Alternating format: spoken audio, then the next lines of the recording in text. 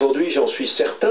Déjà dans le documentaire que j'ai réalisé avec Stéphane Girard pour Pièce à conviction, on montrait qu'il était intervenu auprès de la ministre de l'écologie pour empêcher le préfet de réinstruire le dossier alors que la loi avait changé. Et aujourd'hui, comme Alain Lambert nous a traités de crétins, de pseudo-journalistes, on a continué l'enquête.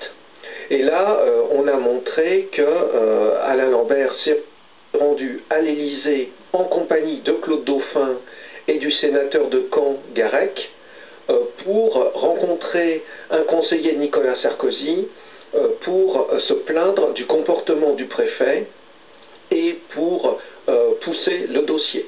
Alors, vous dites, on a montré comment? J'ai rencontré personnellement le conseiller de Nicolas Sarkozy qui l'a reçu et il m'a raconté le rendez-vous. Donc Claude Dauphin vantait le projet, ce qui est normal, en disant qu'il était amoureux de la région et qu'il faisait ça en mémoire de son père parce que même si les déchets ça rapportait pas beaucoup d'argent par rapport à sa fortune dans le pétrole, il voulait poursuivre l'aventure GDE en mémoire de son père. Monsieur Garec disait que c'était une entreprise tout à fait respectable, importante pour la région et qu'il fallait soutenir le projet. Et Monsieur Lambert soutenait le projet également en disant que c'était important pour l'emploi et tous les trois assuraient qu'il n'y avait aucun risque de pollution. Ce conseiller, on peut savoir qui c'est? Il ne souhaite pas que son nom soit cité, mais voilà, si jamais ça se continue en justice, il acceptera de témoigner. Et le rendez-vous m'a été confirmé également par une autre source, qui n'était pas à l'entretien, mais qui a eu le compte-rendu de l'entretien. Quelle conclusion vous tirez de tout ça? La conclusion, c'est clair, c'est que Alain Lambert, contrairement à ce qu'il dit, est intervenu dans le dossier pour le pousser. Voilà, ça la conclusion est très claire. Et sa stratégie a été toujours très claire, c'est-à-dire de se plaindre du comportement de l'État, donc en l'occurrence du préfet dans le dossier.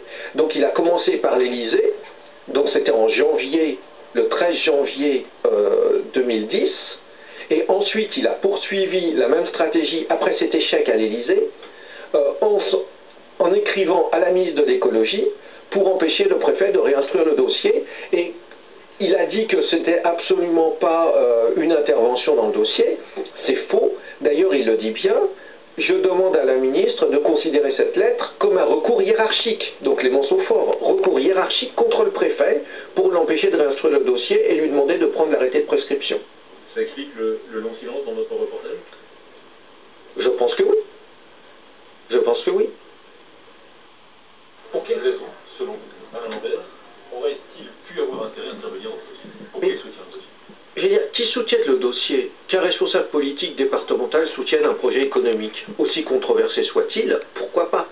La question qu'on peut se poser quand même, c'est pourquoi le fait-il si discrètement, et est-il libre à chaque fois qu'il intervient, dans le sens où notre enquête dans Pièce à conviction a montré que son directeur de cabinet est en affaire avec GDE, et des affaires plutôt extrêmement favorables. Voilà, et donc ça pose la question, d'ailleurs il y a une plainte qui a été déposée pour prise illégale d'intérêt et corruption passive. Bon, maintenant c'est à la justice de trancher. Mais j'ai dire, c'est vrai que ça pose des questions. Pourquoi des interventions discrètes alors qu'on pourrait très bien soutenir le projet de manière tout à fait publique? Quelle suite? Alors, imaginez aujourd'hui. Alors, une chose importante, c'est que le rendez-vous à l'Élysée n'a pas été couronné de succès, puisque le conseiller en question, après, a appelé le préfet, et il m'a dit, j'ai écouté ce que le préfet avait à dire, puisqu'il s'opposait au préfet, et le préfet m'a convaincu que le projet n'était pas bon, dans le sens où il y avait un risque de pollution, et dans le sens aussi où l'entreprise n'était pas fiable. Il dit, j'ai fait des recherches sur cette entreprise, quand j'ai vu qu'ils étaient liés aussi à Trafigura, même fondateur que Trafigura, même dirigeant, et que j'ai vu ce qui s'était passé en Côte d'Ivoire, je me suis dit, il ne faut surtout pas que l'Élysée s'implique dans le dossier. Il dit donc, j'ai fait une note au directeur de cabinet pour dire que l'Élysée ne devait pas s'impliquer dans le dossier. Quelle suite on peut imaginer maintenant compte tenu de cette situation? Je ne sais pas, là maintenant ça va être, j'allais dire, aux élus locaux, aux associations qui luttent pour le projet de prendre en compte cet élément nouveau. J'allais dire, moi je me contente simplement de révéler ces éléments-là à la connaissance du public. Donc continuer vos enquêtes sur ce dossier? Oui, tout à fait.